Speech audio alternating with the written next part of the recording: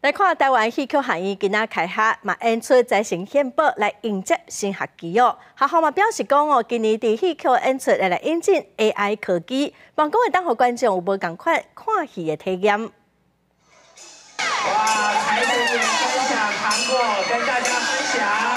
台顶演出财神献宝，甲糖仔迎甲等落台，互观众代表财神爷甲金银财宝送互大家。新的一年开始，国立台湾戏曲学院以开台大典迎接新的学期，也公布今年要甲 AI 科技引进戏曲表演艺术，创造全新的看戏体验。所以我们希望引用 AI 在我们的教育，还有舞台表演，包括我们一些演出，希望能够有一些 AI 的科技，能够协助我们在舞台的一些表演，更让观众有更新颖的感受，而且更了解我们的舞台的艺术。校方表示，目前详细 AI 计划也在规划当中，目前估计今年10月份会演出一出儿童的戏剧，到时就会实际应用 AI 科技。下半档吼，咱学校有要做一出叫做《森林七矮人》，就是白雪公主啦吼 ，Snow White